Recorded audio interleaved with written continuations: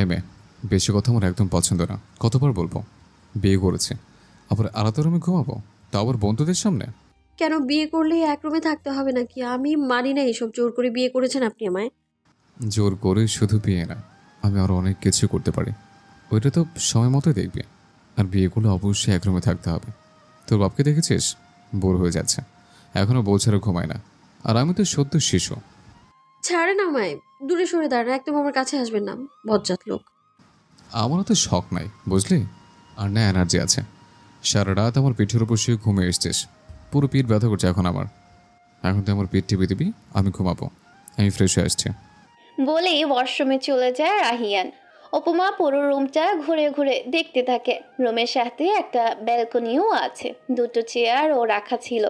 কি সুন্দর লাগছে দেখে উপমা ওই দিকটায় যায়। আর রাহিয়ান বের হয়ে আসে একটা ট্রাউজার আর সাদা টি শার্ট পরে, ডাকে উপমাকে। পরেও ঘুরতে পারবি, এখন ফ্রেশ হয়ে আয়। ওই ব্যাগটা তোর জন্য জামা রাখা আছে। আমি ঘুমাবো, আমার পেট টিপে দিবি তাড়াতাড়ি। বলেই শুয়ে পড়ে বিছানায়। উপমা কিছুই না বলে তার ফ্রেশ হওয়া দরকার, একটা জামা নিয়ে ফ্রেশ হতে চলে যায়। তাড়াতাড়ি বেরিয়ে আসে, খুব খিদে পেয়েছে তার। এসে দেখে রাহিয়ান ঘুমিয়ে গেছে। রাহিয়ানের দিকে তাকায় উপমা। মানুষটা কি সুন্দর দেখতে, আগেও তো কতবার দেখেছে, কিন্তু আজকের অনুভূতিটা ভিন্ন লাগছে। রাহিয়ান তার বর বলেই কি এমন লজ্জা লাগছে, বলেই কি এমন অনুভূতি। প্রায় বিকেলের দিকে ঘুম ভাঙে রাহিয়ানের, চোখ মেলে আশেপাশে তাকায়। রোদ আসছে, পরিবেশটা সুন্দর লাগছে দেখতে। উঠে বসে রাহিয়ান, পাশে ফিরে তাকাতেই দেখে উপমা গুটিসুটি হয়ে ঘুমিয়ে আছে। এখন একেবারে গোসল করেই এসেছিল উপমা, চুলগুলো এখনো ভেজা। রাহিয়ান আবারও শুয়ে পড়ে, এক হাতে উপমার মাথা রেখে তাকিয়ে থাকে উপমার দিকে। রাহিন ভাবছে, যাকে পাওয়ার এত স্বপ্ন ছিল, সেই মানুষটা আজকে ওর পাশেই ঘুমিয়ে আছে। এই দিনটারই তো অপেক্ষায় ছিল সে এতদিন। উপমার গায়ের উপর পাতলা কম্বলটা টেনে দিয়ে উঠে পড়ে রাহিয়ান। বেলকনিতে যায়, দুটো চেয়ার রাখা, একটাতে গিয়ে বসে সে। খিদে পেয়েছে খুব। তখনই দরজায় আওয়াজ হয়। রাহিয়ান উঠে গিয়ে দরজা খুলে দেয়। মার্জি এসেছে। ঘুম হয়েছে নতুন জামাই? তোরা ভালো হবি না তাই না? সবে উঠে গেছে, খুব খিদে পেয়েছে, খেতে যাবো, সবাইকে ডাক। বলেই দরজা বন্ধ করে রুমে আসে। উপমা তো গভীর ঘুমে, উঠাবে নাকি ঘুমাতে দিবে বুঝতেছে না রাহিয়ান। আবার এভাবেও হয়তো খিদেও পেয়েছে, এসব ভেবে ডাকে উপমাকে। উপমা, নরম স্বরে উপমা ঘুমে। এই উপমা, ওঠ, খিদে পায়নি তো? হাত ধরে বলে। চোখ মেলে তাকায় উপমা। তখন খুব খিদে পেয়েছিল। রাহিয়ান ঘুমিয়ে যাওয়ায় আর ডাকেনি, শুয়ে পড়েছিল। কখন ঘুমিয়ে পড়েছে কে জানে। উঠছি। আপনি কখন উঠলেন? একটু আগে। উঠে রেডি হয়ে নে, খেতে যাবো নিচে। সবাই রেডি হয়ে নে, তাড়াতাড়ি ওঠ। উঠছি। বলে উঠে বসে উপমা। আগেই সুন্দর একটা কুর্তি পরা ছিল। উপমা ফ্রেশ হয়ে এসে চুলটা ঠিক করে একটা ঘুমটা দিয়ে নেয় মুখে, একটা মাস্কও পরে নেয়। রাহিয়ান ও রেডি হয়ে নেয়। এতক্ষণে উপমাকে দেখে। এই ড্রেসগুলোতে যে উপমাকে এত মানাবে তা ভাবেনি রাহিয়ান। বাহিরে এসে দেখে সকলে রেডি। রায়হান আসার পরেই হেঁটেই খাবারের হোটেলের দিকে যায় ওরা। এই, আমি কিন্তু বোম্বে চিকেন দিয়ে ভাত খাবো। শুনেছি এটা অনেক মজা হয়। তুই খেয়েছিস কোনো দিন? কিভাবে বুঝলি ওইটা মজা হয়? তুই আবার কথার মধ্যে কথা বললি। খাইনি তো কি হয়েছে, বাংলাদেশে এত ফুড ব্লগার, জানিস, রিভিউ দেখেই জেনেছি। তুই ওই সব বুঝবি না। মাফ কর বইনা মারে, তোর ওই আজেরা ফুড রিভিউ দেখার কোনো ইচ্ছা আমার নাই। এই তোরা ঝগড়া বন্ধ করবি? কি খিদা লাগছে জানিস? তোকে এই ঝগড়া ভাল লাগতেছে না। রেগে যায় রায়হান। এতক্ষণ বাকি চারজন ওদের ঝগড়া দেখছিল। উপমা বেশ অবাক হয়, এত বড় বড় ছেলে মেয়ে বাচ্চাদের মতো ঝগড়া করে যাচ্ছে। হাসি পাচ্ছে খুব উপমার, কিন্তু এখন হাসিটা খারাপ দেখাবে তাই চেপে রইল। রাহিয়ান উপমার হাত ধরে হাঁটছে, ভালোই লাগছে উপমার। এইটাই তো চেয়েছিল সে। অথচ এই রায়হানকে কখনো মনের কথা বলতে পারবে কিনা তা নিয়েই ভাবতো সে। আর আল্লাহ সেই মানুষটাকে এই কত সহজে উপমার করে দিল। আবার উপমার ভয় হয়। আজকে দুটো দিন ধরে বাড়ির মানুষদের থেকে দূরে। বাড়ির মানুষগুলো জানেও না উপমা কোথায় আছে। মার কথাও ভীষণ মনে পড়ছে এখন। প্রায় 15 মিনিট হাঁটার পরে একটা খাবার হোটেলে পায় ওরা। সবাই গিয়ে টেবিলে বসে। রাহিয়ান এখনো উপমার হাত ছায়নি, হাত ধরেই বসে আছে। তা দেখে আবির বলে, শালা তোর বউকে কেউ নিয়ে যাবে নাকি আমাদের দেখাচ্ছিস তুই বিবাহিত? কেন চলছে তোদের? বিটা করে নিলে পারিস। দোস্ত, আমি ভাবছি এইবার বিয়েটা কইরাই ফেলমু, আর ভাল লাগে না। ছোট ভাইরা পর্যন্ত বিয়া কইরা ফেলাইছে, তুইও কইরা ফেললি। তোরা কি অর্ডার দিবি নাকি বক বক করবি বলতো? রায়হান ওদের কথায় বিরাট বিরক্ত। ওর লেগেছে ক্ষুধা, পেটে মনে হচ্ছে দুইটাই ইঁদুর হাঁটাহাঁটি করছে, আর কথা বাড়ায় না কেউ। খাবার অর্ডার করে সবার পছন্দ মতোই খাবার দেওয়া হয়, খেয়ে আবার বের হয় সকলে। এইবার রায়হান এর মনটা ভালো, পেট শান্তি তো সব শান্তি। হেঁটে হেঁটে ওরা সাজেকের পরিবেশ দেখবে। আজকে তেমন দূরে কোথাও যাওয়ার চিন্তা ভাবনা নেই কারো। রাহিয়ান আর উপমা পিছু পিছু হাঁটছে। হাতটা ছাড়বেন, মানুষ দেখছে। হাতটা তো ছাড়ার জন্য ধরিনি, আর দেখুক মানুষ। শোন, এসব মানুষ দেখছে বলে লাভ নেই। বিয়ে করেছে, দরকার হলে কোলে নিয়ে হাঁটবো। দরকার নেই এত দরদের। বিয়ে করেছেন বলে কি সব করবেন? যা খুশি তাই নাকি? মগের মূল্য। মুখে বাঁকা করে বলে উপমা। রাহিয়ান এইবার উপমার কোমরে হাত রেখে হাইটু কাছে টেনে নিয়ে চেপে ধরে নিজের সাথে। যা খুশি তাই তো এখনো করতেই পারলাম না। তো অনেক ছোট তো, তাই ভেবেছি যা খুশি তাই একটু সময় নিয়েই করব। কিন্তু তুই চাইলে আমার কোনো সমস্যা নেই। এক ইশারা হি কাফি হ্যাঁ। হাত সরান, কি বলতে চান? কি খারাপ লোক আপনি। আপনাকে আমি ভালো ভেবেছিলাম। আমি তো ভালোই, এর থেকে ভালো মানুষ কিভাবে হয় বল? বিয়ে করেছি, কোথায় 2-3 রুমের দরজায় খুলবো না, সেখানে তোকে সাজে ঘোরাচ্ছে। আর তুই বললি কি আমি নাকি খারাপ? মানা যায় এগুলো বল? আপনাকে আমি খেয়ে ফেলবো বলে দিলাম একদম। রেগে গিয়ে বলে উপমা। খুব রাগ লাগছে তার। আচ্ছা, খেতে মন চাইলে বলবি, আমি আছি তো। ছি, ছি উপমা, কি নেগেটিভ মাইন্ড তোর! ছি। আপনি আর আমার একসাথে একটা কথাও বলবেন না। বজ্জাত কি তোর খাটাস লোক আপনি, একটা বুইড়া বেটা। এই বুইরা বেটা কে জিনিস এটা তুই বুঝবি একদিন, মনে রাখিস উপমা। বলে রাহিয়ান আরো কিছুক্ষণ ঘোরাঘুরি করে ওরা। উপমা রাহিয়ানের কাছে ঘেঁষেনি মিলিদের সাথেই ঘুরেছে। সন্ধ্যার দিকে আবার ওরা রিসর্টে ফিরে আসে। এর মধ্যে মিলিদের সাথে অনেক ভাব হয়ে গেছে উপমার। রুমে চলে আসে উপমা। এত ক্লান্ত লাগছে, মনে হচ্ছে পা দুটো অবশ হয়ে যাবে। তাই বারান্দায় গিয়ে বসে উপমার মনটা ভীষণ খারাপ লাগছে। মায়ের সাথে কথা বলতে পারলে খুব ভালো লাগতো, কিন্তু কিভাবে বলবে? তার ফোনটাই তো রাহিয়ানের কাছে। প্রায় আধা ঘন্টা পরে রাহিয়ান রুমে আসে। উপমা নেই কোথাও।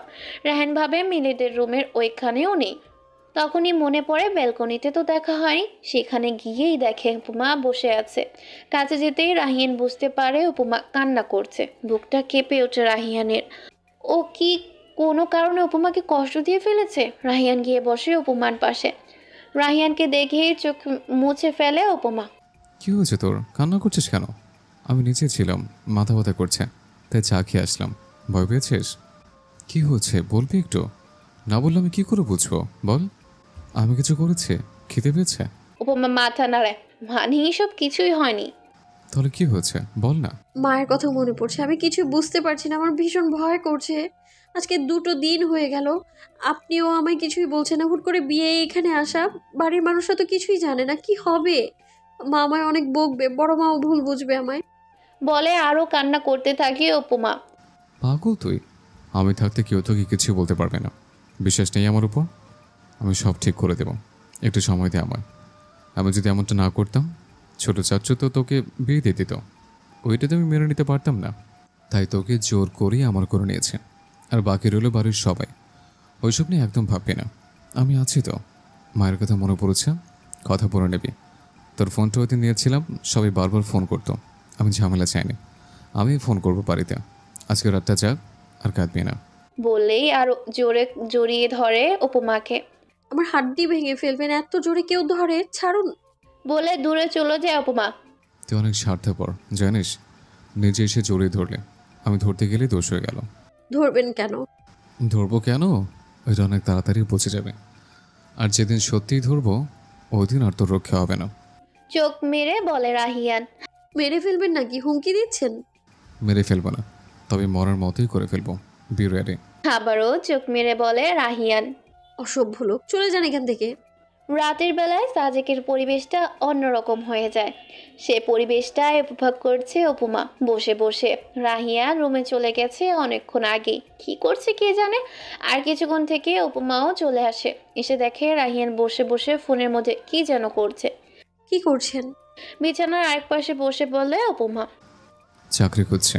উপমার দিকে না তাকিয়ে বলে রাহিয়ান। চাকরি কেন খুঁজছেন?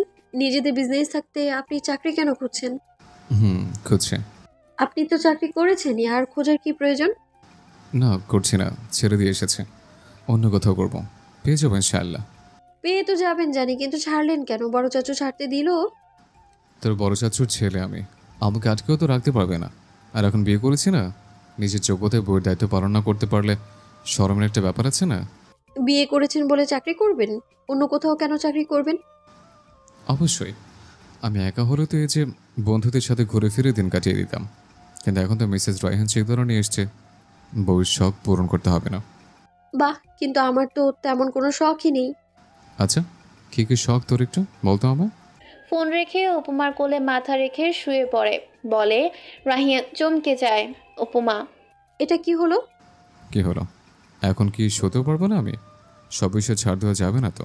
কি বিষয়ে ছাড় দিয়েছেন আপনি আমায়? সব সময় শুধু আমায় শাসন করেছেন, কোনো কিছু মন মতো করতে পারিনি আপনার জন্য। জোর করে বিয়েটাও করলেন, এখন বাড়িতেও যেতে দিবেন না, তাহলে ছাড়টা দিলেন কোথায় আপনি?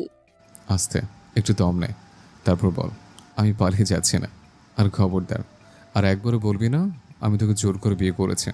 বল যে আমি তোকে সুন্দর একটা বর পেতে সাহায্য করেছে। আর তোকে শাসন তো আমি সারা জীবনে করব। এর জন্যই তো আমার করে নিয়েছে, যাতে আমার থেকে বেশি তোর উপর কারো অধিকার না থাকে। বাহ, খুব ছাড় দিয়েছেন আপনি আমায়। আমি তো ধন্য হয়ে গেছি। উঠে উঠে বসুন, পা ব্যথা করছে আমার। বিয়ে করে বউ হয়েও এখনও যে তোকে আস্ত রেখেছে, এইটাই কোনো বেশি ছাড় বলে তো মনে হয় না। উপমার চোখের দিকে তাকিয়ে বলে রাহিয়ান। আর পা ব্যথা করলে কিছু করার নেই, চুল টেনে দিবি, ঘুমাবো আমি। আর আমি বসে থাকবো? হুম। কথাটা বলে উপমার হাত দুটো ওর চুলের মধ্যে দিয়ে চোখ বন্ধ করে ফেলে। মানুষ দেখলে কি বলবে সে এখন গভীর ঘুমে।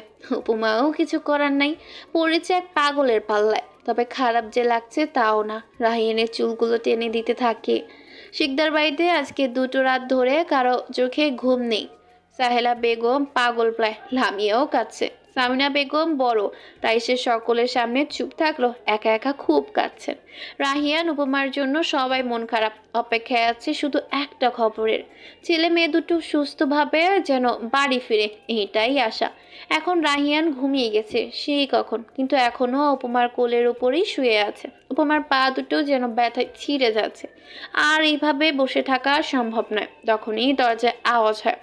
উপমা রাহিয়ানকে বালিশে শুইয়ে দেয় সাবধানে, তারপর উঠে গিয়ে দরজা খুলে দেয়।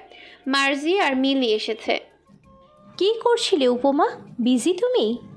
আরে না আপু, বিজি কেন হব? আসো না, ভেতরে আসো। না, ভেতরে যাব না। রায়হান কোথায়? উনি তো ঘুমে আপু, ডেকে দিব? আরে না, ঘুমিয়ে থাকো, কেউই জেগে নেই। মাত্র রাত 10টা। চলো আমরা গিয়ে বাইরে বসি। এখন আপু আসছি। আচ্ছা। রাহিয়ানের দিকে তাকায় উপমা। না, ও তো গভীর ঘুমে, এখানে বসে থেকে ও বোর হবে। তার থেকে ভালো ওদের সাথে আড্ডা দেওয়া। 3জনে মিলে রিসর্টের নিচে আসে। এখানে অনেক লাইট থাকায় কোনো সমস্যাই হয় না ওদের। সুন্দর একটা জায়গা দেখে বসে।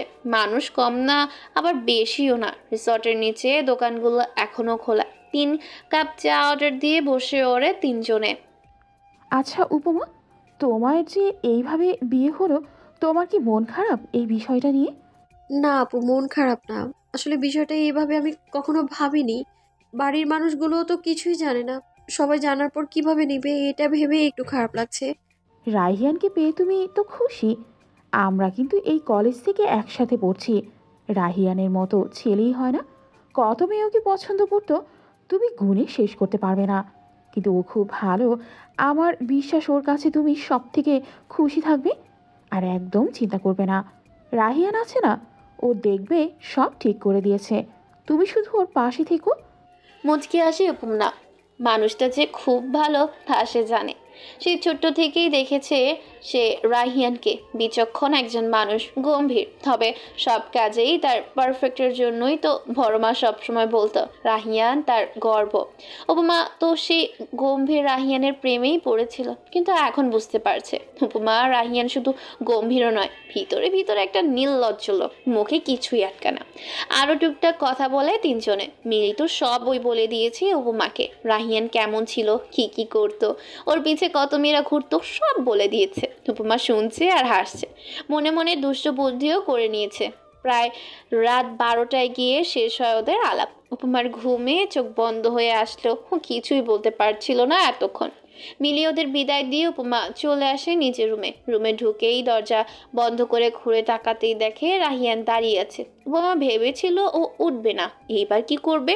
রায়ান এগিয়ে আসে উপমার দিকে, উপমাও এগিয়ে যায়। রাহিয়ানকে দেখেই বোঝা যাচ্ছে রেগে আছে। উপমা কিছু বলতে যাবে, তার আগে রাহিয়ান উপমাকে ধাক্কা দিয়ে ফেলে দেয় বিছানায়। দূরত্ব রেখে নিজেও ঝুঁকে উপমার ওপর। ভয় পেয়ে যায় উপমা। কোথায় গিয়েছিলে? কয়টা বাজে এখন? এখানে কিছু চিনিস তুই? আমি বলেছিলাম না আমি ঘুমাবো, আমার পাশে থাকবি। শুনিস না কেন কথা? আমি একা যাইনি, মিলিয়াপুরাও এসেছিল। তোর আসলে যেতে হবে, নিষেধ করি না আমি। বড় কথা অমান্য করা হচ্ছে এখনই। আমি যেতে চাইনি, আপুরা বললো না, না করতে পারিনি আর। গলা চেপে ধরে উপমার। উপমার চোখ দিয়ে পানি এসে গেছে, কান্না করে দিল উপমা। উপমাকে কান্না করতে দেখে রাহিনের রাগটা চলে যায় নিমিষে।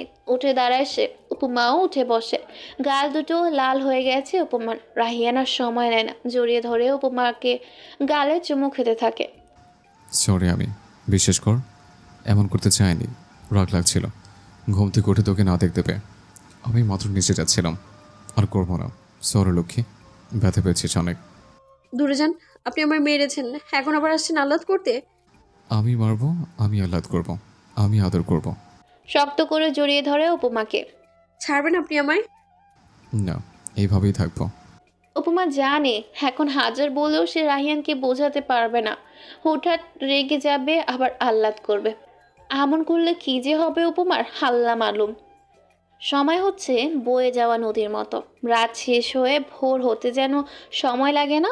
খুব ভোরে ঘুম ভাঙে উপমার। পুরো রুম অন্ধকার হয়েছে। রাতে ঘুমটা খুব ভালো হয়েছে তার। পাশে তাকাতেই দেখে রাহিয়ানকে ঘুমিয়ে আছে। দ্রুত বজায় রেখে ঘুমিয়েছে রাহিয়ান। উঠে গিয়ে রুমের পর্দাগুলো টেনে দেয় উপমা। ভোরবেলায় সাজেক যেন আরো সুন্দর হয়ে উঠেছে। মানুষ কি আর এমনি সাজেকে মেঘের রাজ্য বলেছে? উপমা কিছুক্ষণ দাঁড়িয়ে থাকে, তারপর ফ্রেশ হয়ে উজু করে আসে। এইবার রাহিয়ানকে তুলবে। এই লোকটা শুক্রবার ছাড়া নামাজই পড়ে না। এই যে শুনছেন মিস্টার রাহিয়ান শিকদার। আস্তে করে ডাকি উপমা।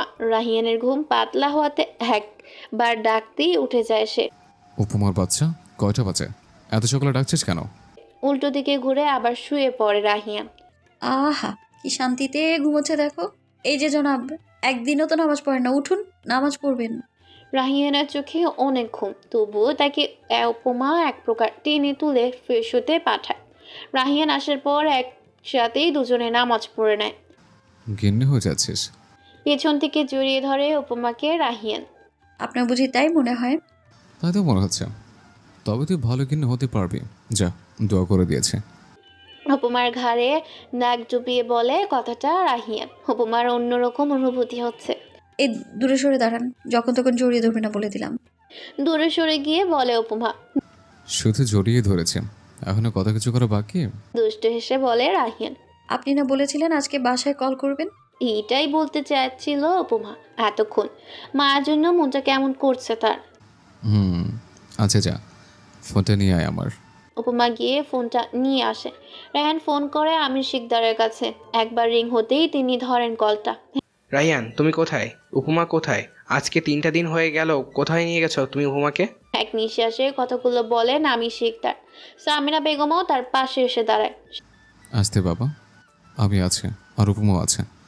কোথায় আছি সেটা না জানলেও চলবে। এখন বলো, তোমরা সবাই কেমন আছো? আর এত টেনশন কেন করছো? আমি থাকতে তোমার ভাতিজিকে কেউ নিয়ে যাবে, এটা অন্তত তুমি ভাবতে পারো না। শান্ত গলায় বলে রাহিয়ান। এমনভাবে বলেছি যেন কিছুই হয়নি। তুমি কি আমার সাথে মজা করছো? আমি জানতাম উপমা তোমার সাথেই। এমন করার মানে কি? তুমি না হয় শুরু থেকে এমন, কিন্তু উপমার মা বাবা কি নেই? তুমি ভাবতে পারছো ওদের কি অবস্থা? সাহিলা সারাদিন কান্না করছে, তুমি আজই বাড়িতে ফিরে আসবে। আমি সবই জানি, কিন্তু বাড়িতে তো ফিরবো। তবে আজ না, কিছুদিন পর হানিমুন না করে ফিরবো। তোমাদেরকে আমি চিনি না? হানিমুন মানে? তুমি উপমার সাথে উল্টোপাল্টা কিছু করনি তো? রায়ান, উপমা বাচ্চা মেয়ে। কিছু বলছো বাবা? কি করব? বিয়ে করেছে, আর তেমন কিছুই করিনি। তুমি বিয়ে করেছো? কেন, তুমি কি ভেবেছিলে তোমার ভাতিজিকে নিয়ে ঘুরতে এসছে? আমি শিকদার অবাক হলেন, তার ছেলে এমন একটা কাজ কি করে করতে পারলো, ভাবতেও পারছেন না সে। তার ভাই কি রাহিয়ানকে মেরে নেবে? সে তো রনিকে মেয়ের জামাই করার জন্য উঠে পড়ে লেগেছে। আমি শিকদার আর কিছুই বলতে পারেন না, ছেলের জন্য হলেও আর তার ভাইয়ের সাথে তার কথা বলা দরকার। বাড়ি ফিরে এসো। আসবো। আমি জানি বাবা, ছোট চাচু কী চায়। আমি আসবো, আর 2 দিন সময় দাও, ফিরে আসবো। আর ছোট চাচি আর মাকে বলো কান্না না করতে। রাখছে। বলেই কলটা কেটে দেয়। উপমা পাশে দাঁড়িয়ে সবই শুনছিল এতক্ষণ। আমার বাবা কি চায় বললেন? তেমন কিছু না, তার সুন্দরী কন্যার জন্য একটা বড়লোক ভরিওয়ালা জামাই চায়। বেলকনিতে যেতে যেতে বলে রাহিয়ান। মানে বাবা কেন এমনটা চাইবে? রাহিয়ানের পিছু পিছু যায় উপমা। কারণ তোর বাবা চায় তুই সুখে থাক, সাথে তোর বাবাও যাতে নিজের একটা শক্ত অবস্থান তৈরি করতে পারে। দেখ, আমাদের বিজনেসটা তো বাবার, তাই এই চিন্তা তো বাবার। তোর যে নাফিসার ফুফাতো ভাইয়ের সাথে বিয়ে ঠিক করেছিল জানিস, ওই রনির বয়স 35, তোর বয়স কত? 18। এখন ভেবে দেখ তুই। উপমা ভাবতেই পারছে না তার বাবা এমন চিন্তা করতে পারে, নিজের মেয়েকে দিয়ে নিজের স্বার্থ উদ্ধার করার কথা ভাবে। যা বললাম এসব নিয়ে ভাবি না, আমি তোর বাপের পরোয়া করি না। আমরা কি পরশু বাড়ি ফিরে যাচ্ছি? কি করার, বাড়ির মানুষ চিন্তা করছে, তুইও কান্না করছিস। আমার একটা চাকরি ইন্টারভিউ দিতে হবে, সব মিলে যেতে হবে। আচ্ছা। বলে উপমা চলে আসতে পা বাড়ায়। বাবার কথাগুলো মনে করে বড্ড কান্না পাচ্ছে তার, কিন্তু আসার আগেই হাত ধরে ফেলে রাহিয়ান, বুকের সাথে মিশিয়ে নেয় উপমাকে। কান্না পাচ্ছে তাই না? দেখ, কান্না করার কথা আমার, কিন্তু কান্না করছিস তুই। আপনি কেন কান্না করবেন? এই যে বিয়ে করলাম, সাজেকো আসলাম, কিন্তু বাসরটাই করতে পারলাম না। নিজেকে আমার বিবাহিত ব্যাচেলর মনে হচ্ছে, বউ কাছে বুকের মধ্যে, কিন্তু ভালোবাসতে পারছি না। এর থেকে বড় কষ্ট আর আছে বল? আমার বন্ধুরা যদি এই কথা শোনে, আমার পুরুষত্বের উপর প্রশ্ন তুলবে ওরা। ছি রাহিয়ান, ছি। উপমাকে আরো জোরে নিজের সাথে চেপে ধরে। উপমার মন খারাপগুলো নিমিষে হাওয়া হয়ে যাচ্ছে। আপনি অনেক খারাপ মানুষ জানেন। আমি ভাবতাম গম্ভীর, আপনি একটু রোমান্টিক না, কিন্তু এখন দেখছি আপনি একটা ফাজিল লোক। আমি ভালো মানুষ, কিন্তু নিজের বউয়ের কাছে সাধু হয়ে থাকার মতো ভালো না। নিজের সাথে যুদ্ধ করে নিজেকে ধরে রেখেছে। তোর সব কিছু মেনে নিতে একটু সময় দরকার জানি আমি, তবে বেশি দিন দিতে পারবো বলে মনে হচ্ছে না। সাবধান উপমা, সর্বনাশ হয়ে যাবে তোর। কানের কাছে চুমু খেয়ে বলে রাহিয়ান। কেঁপে ওঠে উপমা, দূরে সরে যায়। চলুন না নিচে গিয়ে হেঁটে আসি। জো হুকুম মহারানী, চলুন। দুজনেই চলে যায় বাহিরে হাঁটতে। দুজনে মিলে হাঁটছে সাজেকের পাহাড়ের রাস্তায়। এখনো তেমন মানুষ দেখা যাচ্ছে না। উপমা আর রাহিয়ান হাঁটতে হাঁটতে অনেকটা দূরে এসে পড়ে। উপমা অনেক ভালো লাগছে এই পরিবেশটা, পছন্দের জায়গা আর সাথে পছন্দের মানুষ, আর কি চাই। রাহিয়ান উপমার হাত ধরে রেখেছে। চা খাবি? এত সকালে চা পাবেন কোথায়? সব জায়গায় তো ফাঁকা। আচ্ছা, আর একটু সামনে গেলে হয়তো পাবো ওইখানকার বিখ্যাত ব্যাম্বো চা। বাসের ভেতর চা? হেসে ফেলে উপমা। আর একটু সামনে যেতেই সত্যি একটা চায়ের দোকান পায় ওরা, মাত্রই খুলেছে দোকানটা। রাহিয়ান দুটো চা কিনে নেয়। খেতে খেতে দুজন হাঁটছে আর টুকটাক কথা বলছে। আপনাকে নাকি অনেক মেয়েরাই ভালোবাসতো? হঠাৎই প্রশ্ন করে উপমা। রাহিয়ানের মুখ দেখে বোঝা যাচ্ছে সে খুব একটা অবাক হয়নি। হয়তো বাসতো, আমি কিভাবে বলবো? আপনাকে ভালোবাসতো আর আপনি বলতেই পারছেন না? আমি কি কে কে আমাকে ভালোবাসে সেসব জানতে কলেজে যেতাম? আমি পড়ালেখা করতে যেতাম, আর ওইটাই মন দিয়ে করতাম। তাহলে বলতে চাইছেন আপনার কেউ ছিল না? ছিল তো একজন। উপমা থেমে যায়। ছিল মানে কে ছিল? কে ছিল সে? তুই। রাহিয়ানের সহজ উত্তরে চমকা উপমা। মানে? খুব সহজ, ভেবে দেখ, বুঝে যাবি। উপমা দাঁড়িয়ে থাকে। এই লোকটা কি সহজে তাকে কিছু বোঝাতে বলবে, নাকি সব সময় এমনই করবে যাবে? অনেকটা পথ এসে গেছে, চল এবার রিসোর্টে সবাইকে ডেকে তুলবো, নাস্তা করে ঘুরতে বের হব। এমনি 15 দিনের ট্রিপে মাত্র 4 দিন থাকছে। দুজনই আবার চলে আসে রিসর্টে। এসে বাকিদের ডেকে তোলে, তারপর একসাথে নাস্তা করতে বের হয়। নাস্তা শেষ করে ঘুরতে বের হয়। উদ্দেশ্য কংলাক পাহাড়। সকলে বাঁশ হাতে নিয়ে পাহাড়ে উঠেছে। উপমার মাথা ঘুরছে, হ্যাঁ তো উঁচু নিচু তাকাতে পারছে না। রাহিয়ান উপমার পিছে কে যদি পড়ে যায় এই ভয়। বহু কষ্টে পাহাড়ের উপরে এসে পৌঁছায় ওরা। উপমার খুশিতে নাচতে ইচ্ছে করছে। কি সুন্দর জায়গা! মানুষ যে কেন বাংলাদেশে এত সুন্দর জায়গা রেখে বিদেশে ভ্রমণ করতে যায় কে জানে। প্রায় অনেকক্ষণ থেকে আবার চলে আসে ওরা নিচে, এসে একটা দোকানের সামনের বেঞ্চিতে বসে। কাল চলে যাচ্ছি আমরা। রাহিয়ান বলে ওঠে। হঠাৎ করেই কেউ আশা করেনি এই কথা। কি বলছিস? 15 দিনের টিপ, এটা ভুলে গেলে নাকি? কাল চলে যাবি মানে? দোস্ত, তুই কি হানিমুন করতে ব্যর্থ বলতো? অন্য কোথাও যেতে চাচ্ছিস? ঠাট্টা করে বলে রিপন। আমি সত্যি বলছি রিপন, মজা না। কাল আমি আর উপমা চলে যাব। বাবার সাথে কথা হচ্ছে, বাড়ির সকলে চিন্তা করছে, উপমাও কান্না করে। এইভাবে থাকা সম্ভব না। আর তোরা তো জানিস চাকরি খুঁজছি, অনলাইনে একটা পেয়েও গেছে, ঢাকায় গিয়ে দেখে চেষ্টা করে। এটা কেমন হয় শালা? তাহলে আমরাও চলে যাবো। তোরা কেন যাবি? 15 দিনের সব কিছু, তোতে তো কোনো সমস্যা নেই, ঘুরে ফিরে তারপরে। আমিও যেতাম না, কিন্তু উপমা কান্না করেন, এটা আমার ভালো লাগে না। তুই বেটা বউ পাগল হবি। হবে কি, ও তো এখনই বউ পাগল। তবে তোর যদি বেশি প্রবলেম হয় তাহলে যেতে তো হবেই। কখন যাবি? কাল সকালে দেখেই বের হব। আচ্ছা যা তাহলে। কিন্তু দোস্ত, আমার একটা প্রশ্ন আছে, শরম পাইস না। কি প্রশ্ন? তুই কি সত্যি হানিমুনে ব্যর্থ?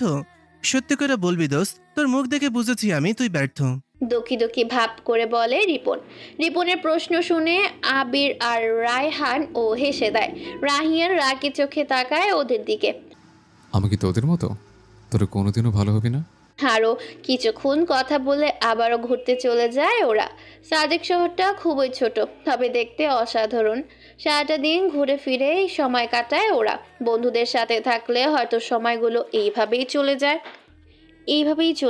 সন্ধ্যায় রিসর্টে ফিরে আসে, যে যার রুমে চলে যায়। উপমা মিলিদের সাথে ওদের রুমে যায়, একটু থেকে আবার চলে আসে। রুমে ঢুকে উপমা বিছানায় শুয়ে পড়ে। বাড়িতে থাকলেই উপমা ভালো থাকে, কোথাও গেলে উপমার অস্থির লাগে, অল্পতেই হাঁপিয়ে যায়। রুমিতে এসেছে, কিন্তু রাহিয়ানকে এখনো দেখেনি। ওয়াশরুমে দরজা খোলার আওয়াজ পেয়ে উপমা তাকায় সেই দিকে। রাহিয়ান শাওয়ার নিয়ে বেরিয়েছে, পরনে শুধু মাত্রই ট্রাউজার, তোয়ালে দিয়ে চুল মুছছে। উপমাকে তাকিয়ে থাকতে দেখে রাহিয়ান মুচকি হাসে। উপমার কাছে এসে টেনে বসিয়ে দেয় উপমাকে। রাহিয়ানের কোলে কোমর জড়িয়ে ধরে উপমার ঘাড়ে মুখ গুজে দেয়। এইভাবে তাকিয়ে থাকতে নেই সুন্দরী, আমার উপর বদনজর লেগে যাবে। উপমা কোনো কথা বলতে পারছে না, কেমন যেমন লাগছে। রাহিয়ানের নিঃশ্বাস উপমার ঘাড়ে পড়ছে। উপমা ভেবে পাচ্ছে না কি করবে, সুরসুরি লাগছে খুব। আমি শাওয়ার নিব, ছাড়ুন। বলেই দেরি না করেই দৌড়ে জামা নিতে ওয়াশরুমে চলে যায়। রাহিয়ান মুচকি হাসে। প্রায় অনেকক্ষণ শাওয়ার নেওয়ার পর একটা কালো কুর্তি পরে ভেজা চুলে বেরিয়ে আসে উপমা। রাহিয়ান বসে ফেসবুক স্ক্রল করছিল। উপমাকে দেখেই ফোন রেখে উপমাকে দেখতে থাকে।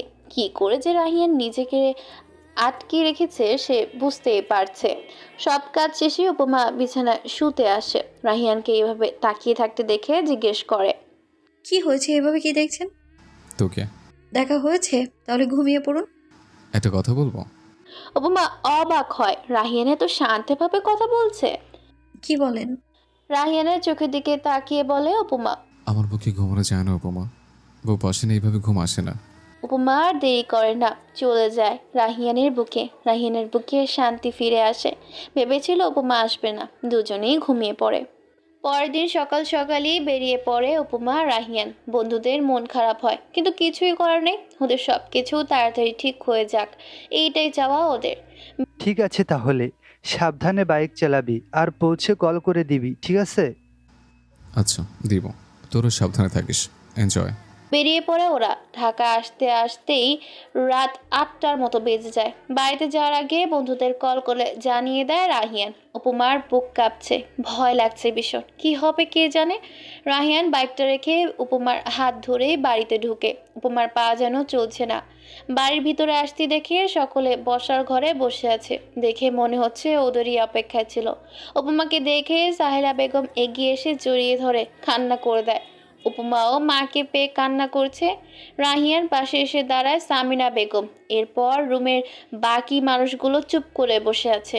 রাহিয়ান তাকায় উপমার বাবার দিকে। তিনি মাথা নিচু করে বসে আছেন।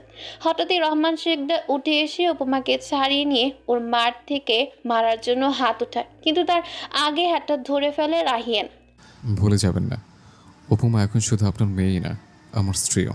ওর গায়ে হাত তোলার অধিকার আপনার আর নেই। আর আগেও কি অধিকার ছিল আপনার? ছেলেমেয়ের কোনো খবর নিয়েছেন কখনো? ছোট চাচি আর মেহরাবার দিকে নজর দিন। উপমার জন্য এখন তো আমি আছি। রাহিয়ান উপমার হাত ধরে আমি শিকদারের সামনে এসে দাঁড়ায়। আমি আশা করব এই বাড়িতে এই বিষয় নিয়ে আর কোনো কথা হবে না। কারো যদি কোনো সমস্যা হয় তাহলে আমার কিছু করার নেই। শুধুমাত্র তোমার কথা আমি ফিরে এসেছি। আমার দায়িত্ব আমি পালন করবো বাবা। তারপর উপমার মায়ের কাছে যায় রাহিয়ান। আমাকে মাফ করবেন ছোট চাচি, আমি আপনাকে কষ্ট দিতে চাইনি। মেয়ের জামাই হিসেবে খুব খারাপ আমি, মেনে নেওয়া যায় না। উপমার জন্য তোর থেকে ভালো আর কেউ হতে পারে না, আমার বিশ্বাস তুই ওকে সুখে রাখবি। কেঁদে কেঁদে বলেন সাহেলা বেগম। তুমিও কি রাগ মা আমার উপর? সামিনা বেগমকে বলে রাহিয়ান। একদম না, আমি জানি আমার ছেলে যা করেছে ভেবেচিন্তেই করেছে, আমি রাগ করব কেন? উপমা এতক্ষণ দাঁড়িয়ে দাঁড়িয়ে সব দেখছিল। কি সুন্দর করে সকলকে ম্যানেজ করে নিল। এই মানুষটার মধ্যে কিছু একটা আছে। উপমার মনটা ভালো লাগায় চেয়ে যায়। এমন একটা মানুষও তো সে চেয়েছিল জীবনে। উপমা নিজের মাকে সব সময় রেখেছে হারাগলে গিয়ে কাঁদতে। বাবা মায়ের পাশে কখনোই এসে দাঁড়ায়নি। উপমা তখন থেকেই ভাবতো সবাই বুঝে একই হয়, কিন্তু না, সবাই এক হয় না, তা সে বুঝে গেছে। আমাকে কিছু বলবে না, আমিও রাগ করেছি কিনা জানতে চাইবে না বলেন আমি শিকদার। রাহিয়ান গিয়ে বাবাকে জড়িয়ে ধরে। আমি জানি তুমি রাগ করো নাই। কিভাবে করতাম? তুমি তো বেস্ট ডিসিশনই নিবে আমি জানি, তবে কাজটা এভাবে না করলে হতো না। তুমি তো বলেছিলে এসব নিয়ে না ভাবতে, তাই করে ফেলেছে, কিছু করার নেই। আর কিছু না বলে রাহিয়ান নিজের রুমে চলে যায়। দাঁড়িয়ে থাকে উপমা। কি করবে সে কিছুই বুঝতে পারছে না। কোথায় যাবে এখন? কিরে তুই কি দাঁড়িয়েই থাকবি? যা রুমে যা, ফ্রেশ হয়ে নে, খাবার দিচ্ছি আমি, যা। বলে সামিনা বেগম। এই মানুষটা শুরু থেকেই চেয়েছিল উপমাকে ছেলের বউ হিসেবে, কিন্তু কখনো বলেনি। বলবেই বা কি করে? কেউ মেনে নিত না। এখন তার ছেলেই করে ফেলেছে। সবাই যেতেই দৌড়ে আসে লামিয়া পাখি আর মেয়েরা বড়রা কথা বলছিল, তাই ওরা রুমে ছিল। লামিয়ার রুমে নিয়ে যায় উপমাকে। কি রে উপমা, এইসব কি বলতো? এত কিছু তলে তলে আর আমি কিছুই বুঝলাম না। চুপ করবি? কি তলে তলে হঠাৎ করে হয়ে গেছে, আমি তো কিছুই বুঝিনি। তবে যাই বলিস, রাহিয়ান ভাই কিন্তু সত্যিই একটা হিরো। তোর ভাগ্য দেখে আমার কষ্ট হচ্ছে, এত সুন্দর একটা বর পেয়ে গেলি তুই। নাফিসাপুর কি খবরে? বিয়ে হয়ে গেছে তো ওই দিনই কাবিন করে ফেলেছে। তোর চিন্তায় আমরা কেউই যেতে পারিনি। দুই বোন মিলে আরো কিছুক্ষণ কথা বলে উপমা চলে আসে নিজের রুমে। ইচ্ছে করে রাহিয়ানের রুমে যায় না। কেন যাবে? তখন কি সুন্দর একা একা চলে আসতো, আর বের হওয়ার নাম নেই। বাড়িতে এসেই নবাবের রূপ ধারণ করেছে। ফ্রেশ হতে চলে যায় উপমা, তারপর নিচে আসে খেতে। রহমান শিকদার তখনই বাড়ি থেকে বেরিয়ে গেছেন। বাকিরাও খেয়ে নিচ্ছে, তাই খাবার টেবিলে আজকে ফাঁকাই আছে। উপমা তৃপ্তি নিয়ে খায়। এই কয়দিন কোথায় ছিলি তোরা? বলে সামিনা বেগম। পাশে সাহেলা বেগম বসে আছেন। সাজেক বড় মা, তোমার ছেলে আমায় মিথ্যে বলে সাজেক নিয়ে গেছে। তোকে কিছু কথা বলি উপমা, রাহিয়ান একটু রাগী, তুই তো ওকে চিনিস। ওর মতো করে থাকিস, দেখবি তুই অনেক সুখে থাকবি, আর আমরা তো আছি। উপমা জড়িয়ে ধরে বড় মা আর মাকে। এই দুটো মানুষ খুব ভালো। উপমাকে কিছু বলতে হয় না, আগেই সব বুঝে যায়। খাওয়া দাওয়া শেষ হতেই সবাই চলে যায়। উপমা ও নিজের রুমে গিয়ে শুয়ে পড়ে। আজকে তার শান্তি লাগছে, কিন্তু শান্তিটা বেশিক্ষণ রইল না। রাহিয়ান এসে কোলে তুলে রাহিয়ানের রুমে নিয়ে যায়। উপমা ভেবেছিল ঘুমিয়ে গেছে। এটা কি হলো? নিয়ে আসলেন কেন? আপনার জন্য কি এখন শান্তিতে একটু ঘুমোতেও পারবো না? উঠে যেতে যেতে বলে উপমা। রাহিয়ান যেতে না দিয়ে উপমাকে জড়িয়ে ধরে বিছানায় শুয়ে পড়ে। কেন আসবো আমি? নিজে তখন একা একা চলে এসেছেন, তাহলে কেন আসবো আমি? গাধি। আর কোনো কথা বলতে দেয় না উপমাকে। একবার বকবক শুরু করলে আর থামবে না। কাল সকালে উঠতে হবে রাহিয়ানকে, ইন্টারভিউ আছে।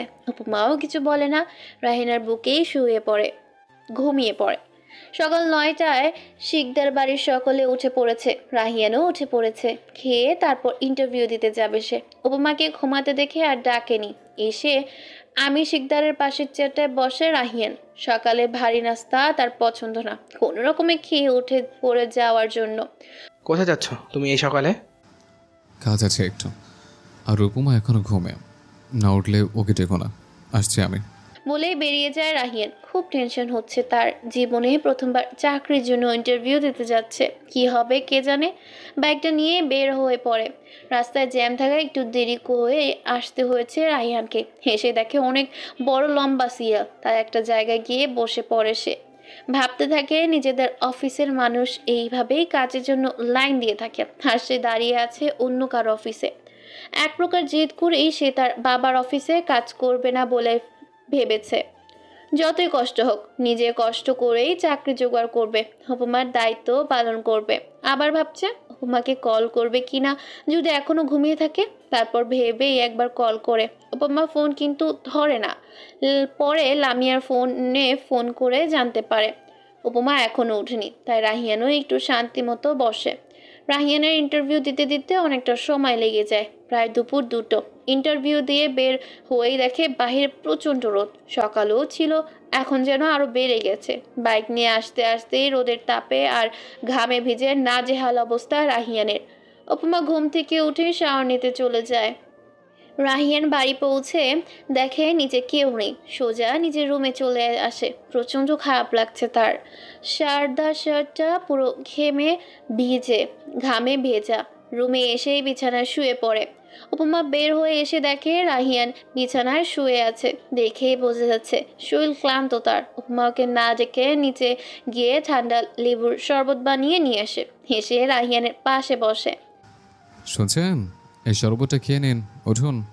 রাহিয়ান তাকায় উপমার দিকে। একটা 3 পিস পরেছে।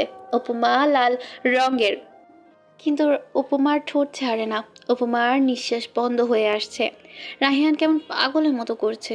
প্রায় অনেকটা সময় পর রাহিয়ান উপমার ঠোঁট ছাড়ে। লাল হয়ে গেছে উপমার দুটো ঠোঁট। উপমার ঘাড়ে মুখ রেখে বলে, লেবুর শরবত নয়, এই সারটাই দরকার ছিল আমার। আমি তৃষ্ণার্ত উপমা, ভীষণ তৃষ্ণার্ত। পাগল হয়ে যাচ্ছে আমি। তুই কেন বারবার এইভাবে আমার সামনে আসিস? তুই বুঝিস না কেন কি চলে আমার মধ্যে? একদিন দেখবি কিছু একটা ভুল করে ফেলবো, তখন তো আমাকে নির্লজ্জে বলতে 2বারও ভাববি না তুই। উপমা কিছু বলতে পারছে না। কিভাবে বলবে? মাত্র ঘটে গেল ওর সাথে, ওই সব থেকেই বের হতে পারছে না। উপমা ঠোঁট দুটো জ্বলছে। ওর রাহিয়ানের গরম নিঃশ্বাস ওর পুরো শরীরকে কাঁপিয়ে তুলছে। উপমা রাহিয়ানের চুলের মধ্যে হাত দেয়। রাহিয়ানের নিচে থাকায় ওর পুরো শরীরের ভারটাই উপমার উপর পড়েছে, কিন্তু কিছুই বলে না। এই পাগলামিগুলো যে উপমার খুব প্রিয়। আপনি কি খুব টায়ার্ড? ইন্টারভিউ কেমন হলো বললেন না তো? একটু জড়িয়ে ধর না উপমা, ভালো লাগছে না আমার। শান্তি দিবে একটু, আমার একটু শান্তি চাই। উপমাও বাধ্য বউয়ের মতো সবকিছু শুনে জড়িয়ে ধরে রাহিয়ানকে। রাহিয়ানের সকল শান্তি এইখানেই। অনেকটা সময় এভাবে থাকে দুজনে, কিন্তু উপমার তো অবস্থা খারাপ হয়ে যাচ্ছে। শুনছেন, আপনি কি ঘুমিয়ে পড়েছেন? কেন বিয়ে করছিস বলতো? থাকতে দে, এইভাবে নড়বি না। আমার কোমর ব্যথা করছে, আপনি অনেক ভারী। বলেই মুখ চেপে ধরে উপমা। রাহিয়ান বুঝতে পারে এইটুকুল শরীর নিয়ে আসলে ভার নেওয়া সম্ভব না। তাই উপমাকে উপরে তুলে নিজের বুকের সাথে আবারও চেপে ধরে রাহিয়ান। এবার ঠিক আছে, এটুকু ওজন নিতে পারছিস না, সামনে তো তোর কপালে অনেক কষ্ট আছে। এ বাজে কথা বলবেন না একদম। আপনি নিজেকে দেখেছেন? 90 কেজি ওজনের একজন মানুষ, আর আমি মাত্র 50 কেজি। এর জন্যই তো বললাম একটু থাকছি, তা তোর কোমর ব্যথা করছে। যখন প্রতিদিন থাকবো তখন কি হবে? হেসে হেসে বলে রাহিয়ান, খারাপ লোক ছাড়ুন, যান ফ্রেশ হয়ে আসুন। বাড়িতে কেউ নেই, সবাই নাফিসা আপুদের বাড়িতে গেছে। বড়মা বলে গেছে আপনাকে খাবার দিতে, আর আপনি এসেই অসভ্যতামি করছেন। ছি, আমি নিচে যাচ্ছি, খেতে আসুন। রাহিয়ান আর কথা বলে না, না বাড়িয়ে লেবুর শরবতটা খেয়ে ফ্রেশ হতে চলে যায়। তারপর নিচে আসে খেতে। উপমা টেবিলে খাবার আনছে। তুই বস। বসছি। আচ্ছা, আপনার ইন্টারভিউ কেমন হলো বললেন না তো? ভালো হয়েছে, রাতে জানাবি বলেছে, দেখি কি বলে। বাড়ির সবাই হঠাৎ নাফিসাদের বাড়ি গেলে কেন? কারণ নাফিস আপু আসছে আজকে। আমিও যেতে চেয়েছিলাম, কিন্তু আমি নাকি বর ছাড়া যেতে পারবো না। খেয়ে তৈরি হয়ে নিস, ঘুরতে নিয়ে যাব। আর বর ছাড়া তুই কোথাও যাবিও না। যদি যাস তো এটা তোর জন্যই খারাপ হবে। সত্যি ঘুরতে নিয়ে যাবেন? আমি মিথ্যে বলি না। আর তুই আমি এত বড় একটা চমো দিলি, বড় হিসেবে আমারও তো তোকে কিছু দেওয়া দরকার। এ বাজে কথা বলবেন না তো। আমি কখনোই এগুলো করিনি, আপনি করেছেন অশুভ লোক। ঠিক আছে, আরও দিব। এখন থেকে প্রতিদিন দিব। আপনাকে তো খুন করব। ছি উপমা, বিধবা হতে চাস তুই? চুপ করবেন আপনি। পরীক্ষা কবে থেকে তোর? সামনের মাসে। কেন? বাইরে থেকে এসে পড়তে বসবে, যা হয়ে যাক পড়তে হবে। নিজে পড়েছে বলে শুধু পড়ালেখা নিয়ে থাকবে সকলে? কেন রে বেটা, এখন বিয়ে হয়ে গেছে, সংসার করবো, বাচ্চা সামলাবো, পড়বো কেন? ঘুরতে যাবে বলে তৈরি নিচ্ছে উপমা। রাহিয়ান ওয়াশরুমে, কালো আবায়া বোরখা সাথে হিজাব পরেছে উপমা, শুধু চোখ দুটো দেখা যাচ্ছে। রাহিয়ান বের হয়ে আসে ওয়াশরুম থেকে, উপমাকে দেখে বিছানার উপর রাখা সাদা পাঞ্জাবিটা নিয়ে নেয়। তারপর উপমার পিছে এসে উপমাকে জড়িয়ে ধরে। আয়নার দিকে তাকিয়ে রাহিয়ানকে দেখছে উপমা। সুন্দর লাগছে বউ।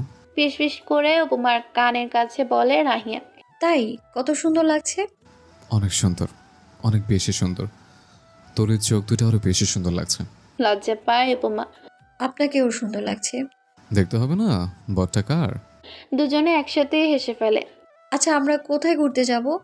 এখনো জানি না, দেখি কোথায় যাওয়া যায়। রাহিয়ান জানে উপমার মন খারাপ, বাড়িতে একা থাকতে ভালো লাগছে না তার, তাই ঘুরতে নিয়ে যাওয়া। সে নিজেও জানে না কোথায় ঘুরতে যাবে, শুধু জানে শহর ঘুরবে আজ। তার শখের নারীকে নিয়ে পুরো শহর ঘুরে বেড়াবে, সে উদ্দেশ্যেই বের হচ্ছে। বেরিয়ে পড়ে দুজনে। রাহিয়ান সাদা পাঞ্জাবির সাথে কালো চশমা, আর দেখতে পুরো মাশাল্লাহ লাগছে। বাইকে করে যাওয়ার সময় উপমা দেখে রাস্তার মেয়েরা রাহিয়ানের দিকে তাকাচ্ছে। তাই ইচ্ছে করেই ব্যাগ থেকে মাস্কটা বের করে রাহিয়ানকে পরিয়ে দেয়। এটা পরেন। এটা দিয়ে কি করব? করোনা তো চলে গেছে অনেক আগে। না, যায়নি, আশেপাশে অভাব নেই। আপনি এটা পরবেন কি না? কি হয়েছে বলতো? দে, পড়ছে। কি করার, বাধ্য ছেলের মতো মাস্কটা পরে নেয় রাহিয়ান। বইয়ের আবদার মানতেই হবে। উপমার বেশ ভালো লাগছে। বাইকের আয়নায় বারবার রাহিয়ানকে দেখছে সে, কত সুন্দর তার মানুষটা, সেটাই ভাবছে। রাহিয়ান অনেক চিন্তা করেও ভেবে পায় না কোথায় যাবে। আশেপাশে কোথাও ঘোরার মতো জায়গাও নেই, তাই সোনারগাঁওয়ের দিকে যায়। প্রায় 1.5 ঘন্টা বাইক চালিয়ে সোনারগাঁও এসে থামে ওরা। বোমা বেশ অবাক হয়, এই জায়গা তো সে বইয়ে দেখেছে। বাইকটা পার্কিং করে রেখে দুজনে হাঁটতে থাকে। এই জায়গায় তো আমি বইয়ে দেখেছি জানেন। আমি তো জানতামই না এটা কাছে এতটা। এর জন্যই তো নিয়ে আসলাম। তোর এখনো কি কিছু জানার দরকার আছে? উপমা সেই সব কথায় পাত্তা দেয় না। সে চারপাশ ঘুরঘুর করে দেখছে। রাহিয়ান এসে উপমার হাত ধরে, তারপর হাঁটতে থাকে। আপনি আগে কখনো এসেছেন এখানে? অনেকবার এসছে। সামনের দিকে একটা পিচ্চির দিকে তাকিয়ে উত্তর দেয় রাহিয়ান। আমাকেও নিয়ে আসতেন। আমি মেয়ে মানুষ নিয়ে ঘুরি না। আমাকে নিয়ে তো ঘুরেছেন। তুই আমার বউ, এতদিন ছিলি না তাই ঘুরিনি। এখন হয়েছিস, এখন থেকে ঘুরবো। বলে সামনে যেতে থাকে। উপমা দেখে রাহিয়ান একটা পিচ্চির সামনে গিয়ে দাঁড়ায়। উপমা ভাবে হয়তো কোনো দরকার। উপমা পাশে থাকা পুকুর পাড়ের ফুলগুলো দেখছে। রাহিয়ান পাশে এসে দাঁড়ায়। উপমা ঘুরে তাকায় ওর দিকে। রাহিয়ান একগুচ্ছ লাল গোলাপ উপমার দিকে এগিয়ে দেয়। উপমা মুগ্ধ হয়ে রাহিয়ানের দিকে তাকিয়ে থাকে, ফুলগুলো নেয়। কোথায় পেলেন এগুলো? কি সুন্দর তাজা ফুলগুলো। ওই পেঁচি মেয়েটার কাছে সবগুলো নিয়ে এসছে। পুরো সোনারগাঁ ঘুরে ঘুরে দেখিয়েছে উপমাকে রাহিয়ান। আর সাথে তো উপমার প্রশ্নের ভান্ডার আছে, এইটা কেন, হুইটা কেন, সব প্রশ্নের উত্তর ধৈর্য নিয়েই দিয়েছে রাহিয়ান। ঘুরে ফিরে আবার রওনা দেয় বাসার উদ্দেশ্যে। মাকে ফোন করে জানাতে পারে সবাই বাসাতে এসেছে, তাই সবার জন্য ফুচকা চটপটি নিয়ে বাড়িতে যায়। কি রে, কোথায় গিয়েছিলি তোরা? তোমরা সবাই চলে গেছো, উপমাকে তো নিয়ে যাওনি। তাই ম্যাডামের মন খারাপ হয়েছে। আমার জন্য লাকি তোমরা ওকে নিয়ে যাওনি।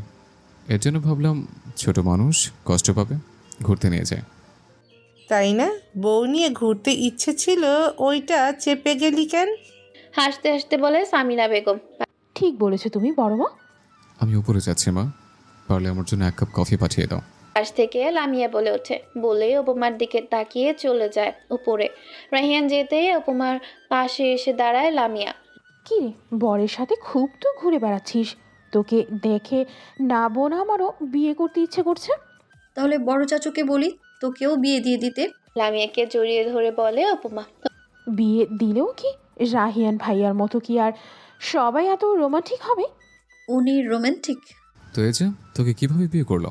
বিয়ে করে হানিমুন করতে নিয়ে গেল, আজকে তোর মন খারাপ হবে বলে ঘুরতে নিয়ে গেল, আর তুই বলছিস রোমান্টিক না?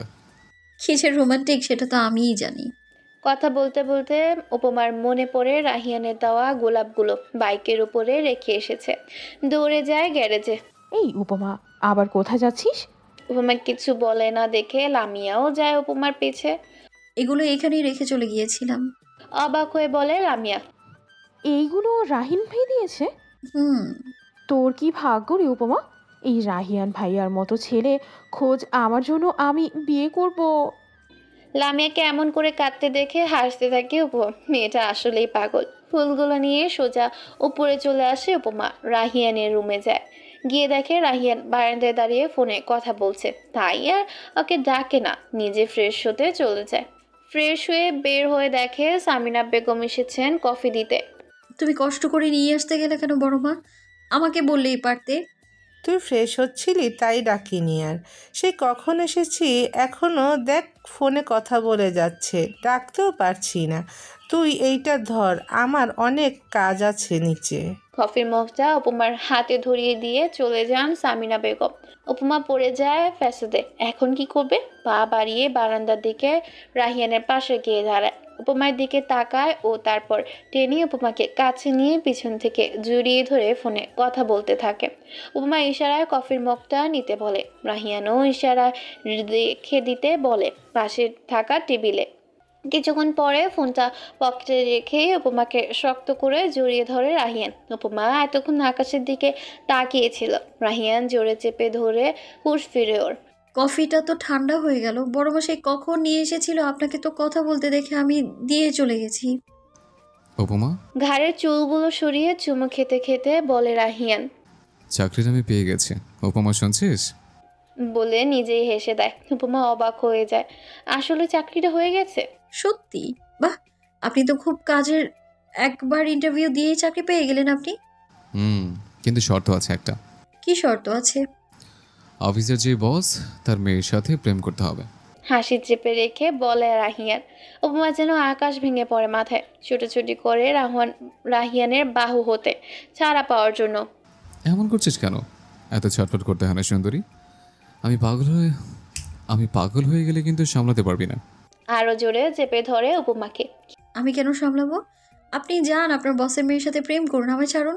আর কখনো ধরবেন না আপনি আমায়। কেঁদে দেয় উপমা। রাহিয়ান হতবাক। ও তো মজা করে বলেছিল, ভেবেছিল উপমা রেগে যাবে, কেঁদে দিবে এটা ভাবেনি। উপমাকে ঘুরিয়ে দাঁড় করায় রাহিয়ান। বারান্দার দেওয়ালে থাকা চেপে ধরে। ঠোঁট দুটো মিলিয়ে দেয় উপমা ঠোঁটে। ধীরে ধীরে চুমু খেতে থাকে। উপমা এক হাতে খামচে ধরে রাহিয়ানের পাঞ্জাবি, আরেক হাতে চুল। উপমা ও যেন এইটাই চাইছিল। উপমা বাধা দিচ্ছে না বুঝতে পেরে আরো জোরে চেপে ধরে উপমাকে। কোমরে হাত দিয়ে চেপে ধরে রাহিয়ান। উপমা নিজেই এবার শুষে নিতে থাকে রাহিয়ানের ঠোঁট, কামড়ে ধরে। রাহিয়ান ব্যথা পেলেও একটু শব্দ করে না, উল্টো উপমার ঠোঁটে কামড় দিয়ে দেয়। উপমা ধাক্কা দিয়ে সরিয়ে দেয় রাহিয়ানকে। রাগী চোখে তাকায় রাহিয়ানের দিকে। কি এইভাবে দেখছিস কেন? আমি কিন্তু দিতে চাইনি, তুই আগে দিয়েছিস। আপনি ইচ্ছে করে দিয়েছেন তাই না? আমায় কষ্ট দিয়ে ওই বসের মেয়ের সাথে প্রেম করবেন এই জন্য? রাহিয়ানের পাঞ্জাবিটা চেপে ধরে বলে। এত সুন্দরী বউ রেখে কেউ অন্য মেয়ের সাথে প্রেম করে? আর যদি আমার মিষ্টি চুমু পাওয়া যায় সাথে? আপনিই তো করতে চেয়েছেন। এর জন্য আমি বলি তুই একটা গাধি। আমার শুধু তুই হলেই চলবে, অন্য কিছু লাগবে না। শুধু তুই হলেই হবে আমার। উপমার কপালে চুমু খেয়ে বলে রাহিয়ান। তাহলে ওই কথা বললেন কেন আমাকে? কষ্ট দেওয়ার জন্য? তুই কষ্ট পেয়েছিস? আমি তো মজা করে বলেছে। জানি না, নিচের চলুন, খেতে হবে না? দুজনে একসাথে নিচে নেমে আসে। খাবার টেবিলে সবাই আছে, শুধু রহমান শিকদার নেই। তিনি কাল থেকেই দূরে দূরে থাকছেন।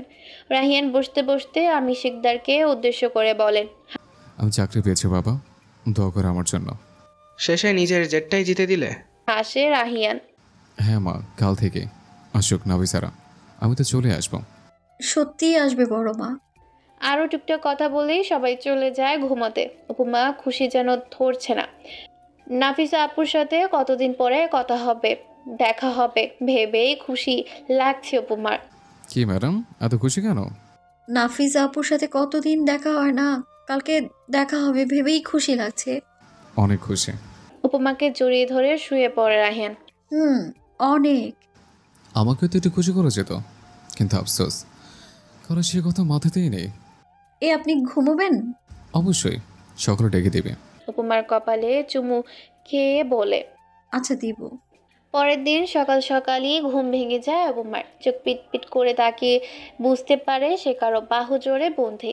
রাহিয়ান উপমাকে শক্ত করে বুকে জড়িয়ে ঘুমিয়ে আছে। উপমা তাকায় রাহিয়ানের মুখের দিকে। কি বলবে? এই মানুষটা এত রাগী গম্ভীর হয়ে থাকে সব সময় সবার সামনে।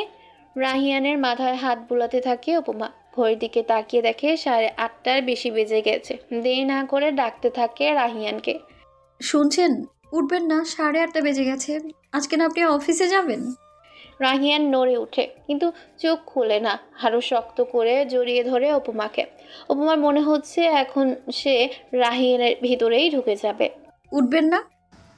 উঠবো, একটু এইভাবেই থাকি, তারপর উঠবো। কটা বাজে দেখেছেন? বাজুক, এত সকালে কি অফিস যায়? তাহলে কি করে? হেসে জিজ্ঞেস করে উপমা। রাহিয়ানের ঘুম ঘুম কণ্ঠে বলা কথাগুলো খুব ভালো লাগছে ওর। বউকে ভালোবাসে, আদর করে জড়িয়ে ধরে। ছি, সবাই কি আপনার মতো অসভ্য যে এসব করবে? আমি তো কিছুই করিনি, বাকি সবাই অনেক কিছু করে ফেলেছে। শুধু তোর জন্য আমি এখনো বিবাহিত ব্যাচেলর রয়ে গেলাম। তোর তো একটু মায়া করা উচিত আমার উপর। এত মায়া নেই আমার, উঠুন এখন। রাহিয়ান ও উঠে যায়। দুজনে ফ্রেশ হয়ে একসাথেই নিচে নামে। আজকে বাড়ির পরিবেশই অন্যরকম। রাহিয়ান নাস্তা করে বেরিয়ে যায়। ও ছাড়া আজকে কেউই যাবে না ওখানে। বাড়িতে থাকবে, মেহমান আসবে, তাই উপমাও নাস্তা করে চলে যায় রান্নাঘরে। বসে বসে মাছ কাটা দেখছে। লামিয়া আসে তখন। তুই কি বসে বসে শিখছিস মাছ কাটা, বিবাহিত মহিলা? হেসে হেসে বলে লামিয়া। লামুর বাচ্চা, আমি শুধু দেখছিলাম তুই কেন এসেছিস। বড় মা লামুকে বিয়ে দিয়ে দেওয়ার ব্যবস্থা করো তো। সবাইকে বিয়ে দিয়ে দিব। নাফিসার হয়ে গেছে, উপমারও হয়ে গেছে, লামু তো আছে, ওটাই দিতে হবে এখন। বড় মা তুমিও। সবাই একসাথে বসে কাজ করছে। অনেক পদের রান্না হবে, তাই কাজটাও বেশি। লামিয়া আর উপমাও বসে বসে রসুনের খোসা ছাড়াচ্ছে। তখনই শুনতে পায় নাফিসারা এসেছে। উপমা আর লামিয়া এক প্রকার দৌড়েই বাসার রুমে যায়, গিয়ে জড়িয়ে ধরে নাফিসাকে। তারপর বাকিদের সাথেও কথা বলে ওরা। নাফিসাকে লামিয়ার রুমে নিয়ে যায়। কতদিন হয়ে গেছে কথা হয় না। কতদিন পর দেখা হলো বলো তো? নাফিসা আপু শ্বশুরবাড়ি গিয়ে তো ভুলেই গেছো। কথায় কতদিন পাগলি, মাত্র কয়েকটা দিন। আর তুইও তো ছিলি না, বিয়ে শাদিও হয়ে গেল তোর। তোর উপর রাগ আমি উপমার কথাই বলিস না তুই। আমিও রাগ। নাফিসা আপু কেমন একটা কাজ করেছে, একসাথে থেকেও আমরা জানতেই পারিনি। এই চুপ করবি। নাফিসা আপু তুমিও এমনভাবে বলে, আমি তো নিজেই জানতাম না আমার যে বিয়ে হবে। তোমার ওই বজ্জাত ভাই আমাকে কলেজ থেকে নিয়ে গিয়ে জোর করে বিয়ে করেছে, তারপর সোজা সাজেক নিয়ে গেছে। আমার ফোনটাও তো ছিল না যে জানাতে পারবো আমি, তাই তো পারিনি জানাতে তোমাদের। ও আমার ভাই, তোকে জোর করে বিয়ে করেছে, তুই না করতে পারিসনি? না করেছিলাম তো, কিন্তু তোমার মনে হয় উনি কারো কথা শোনার লোক? আমাকে তো আর বলতে পারে না উপমা। তোকে তো কি? নাফিসা লামিয়া দুজনেই তাকিয়ে আছে। কিছু না, ছাড়ো তো ওইসব। তোমার খবর বলো তো, দুলাভাই কেমন? খুব ভালো। আমি তো ভেবেছিলাম কেমন হবে, বিয়ের আগে তো কথাও বলতে পারিনি, কিন্তু মানুষটা খুব ভালো। তাহলে তো তুমি খুশি, তাই না? এইবার বল, রাহিয়ান তোকে কি করেছিল? উপমা না বলতে চাইলেও দুজনের জোড়াজড়িতে বলতেই হয়। লামিয়া আর নাফিসা সব শুনে অবাক না হয়ে পারছে না। তাদের রাহিয়ান এমন কিছু করতে পারে? বাইরে সব বড়রা কাজ করছে, কথা বলছে। নাফিসা বর এসেছে, শালিকাদের আড্ডায় যোগ দিয়েছে। তিনি মানুষটা চুপচাপ, তাই বোনদের কথা শুনছে বসে বসে। দুপুরের খাবার পর্ব শেষ করে সকলে বসে আবারও গল্প শুরু করে। সবাই থাকলেও রহমান শিকদার আজকে 2 দিন বাড়িতে ছিল না। একটু আগে এসেও সবার সাথে কথা বলে নিজের ঘরে চলে গেছেন। আমি শিকদারও চুপ ছিলেন। সকলের সামনে তিনি কিছুই বলতে পারছে না। সময় গড়িয়ে বিকেল বেলায় সবাই যখন চলে যাবে তখনই বাড়িতে প্রবেশ করেন রনি ও তার বাবা। রহিমা বেগম এগিয়ে যায় তাদের দিকে। রহিমা বেগমের সাথে কথা না বলে আমির শিকদারের দিকে এগিয়ে যায় রনির বাবা। আপনার ছোট ভাই কোথায়? ডাকুন তাকে। রহমানকে কি দরকার? আর এসেছেন, বসুন, নাস্তা করুন, ধীরে সুস্থে যা বলার বলবেন না হয়। আমির শিকদার কিছুটা হলেও বুঝতে পারছে। বসতে আসিনি আমি, ডাকুন ওনাকে, কথা বলবো। রহমান শিকদারকে ডাকার আগেই তিনি বেরিয়ে আসেন ঘর থেকে। সবাই ওনার দিকে তাকিয়ে আছে। ওনাকে আসতে দেখে রনি এগিয়ে যেতে চায়, কিন্তু রনির বাবা থামিয়ে দেয়। কি হয়েছে বলবেন? আপনার ভাই রহমান শিকদার নিজের মেয়ের বিয়ে আমার ছেলের সাথে দিবে বলেছেন, আরও অনেক আগে। রনি উপমাকে পছন্দ করত, আমিও ছেলের বউ করতে চেয়েছিলাম, তাই রহমান শিকদারকেও জানাই। উনি সব শুনে রাজি হন, বলেন মেয়ে একটু বড় হোক, বিয়ে দিবেন। আমরা অপেক্ষা ছিলাম, কাউকে কিছু জানায়নি। উনি আমাদের থেকে অনেক মোটা অঙ্কের টাকাও নিয়েছেন, মাঝে মাঝেই আমার ছেলে তাকে টাকা দিয়েছেন। এইসব বিষয় চাপা রাখতেই উনি রনির জন্য রহিমা ভাবির কাছে প্রস্তাব দিতে বলেন। আমরাও তাই করেছি। রহিমা ভাবি আপনাদের বলেন সবাই রাজি ছিল তখন। এখন শুনছি মেয়ে নাকি আপনার ছেলের সাথে বিয়ে হয়ে গেছে। আমরা রহমান শিকদারের সাথে যোগাযোগ করতে চেয়েছি, কিন্তু উনি সব বন্ধ করে বসে আছেন। এবার আপনি বলুন কি বিচার হওয়া উচিতের? একদমই কথাগুলো বলেন রনির বাবা। সবাই অবাক হয়ে যান। তলে তলে এত কিছু করছেন রহমান শিকদার, ভাবতেই পারছে না। উপমা ও লামিয়া রুম থেকে সব শুনেছে, কিন্তু বিপত্তি হয় যখন দেখে রাহিয়ান ও সদর দরজায় দাঁড়িয়ে আছে। ওর মুখ দেখেই বোঝা যাচ্ছে ও সব শুনেছে। আমরা পুলিশ ডাকবো, যেহেতু মেয়ের বিয়ে উনি দিয়ে দিয়েছেন, তাহলে টাকাগুলো কেন নিলেন? রাইহান ভেতরে আসে, গিয়ে রনির সামনে দাঁড়ায়। উপমাকে বিয়ে দেওয়ার কথা দিয়েছে আমার চাচ্ছ? হ্যাঁ দিয়েছে, এমনকি বিয়ে হওয়ার পরেও বলেছেন মেয়ে ছাড়িয়ে এনে বিয়ে দিবেন আমার কাছে। কিন্তু এটা কি করে সম্ভব? রাহিয়ানের রাগ বাড়ছে। নিজের বউকে নিয়ে এইসব শুনতে হচ্ছে। সারাদিন অফিস করে এসে ভেবেছিল একটু শান্তি পাবে, কিন্তু না। রাহিয়ান আর কোনো কথা না বলে উপমাকে ডাকতে থাকে। উপমা লামিয়ার রুম থেকে বের হয়ে আসে, চোখ ভর্তি পানি তার। রাহিয়ান উপমার হাত ধরে নিজেদের রুমে নিয়ে যায়। কিছুক্ষণ পরে একটা ট্রলি ব্যাগ নিয়ে বেরিয়ে আসে। এখনও উপমার হাত ছাড়েনি। নিচে নেমে সোজা আমির শিকদারের সামনে গিয়ে দাঁড়ায়। আমার এতটা ধৈর্য নেই বাবা, আমি উপমাকে ভালোবাসি, তাই বিয়ে করেছে। আমি চেয়েছিলাম তোমার কাছে, তুমি তোমার ওই ভাইয়ের জন্য দিবে না বলেছিলে।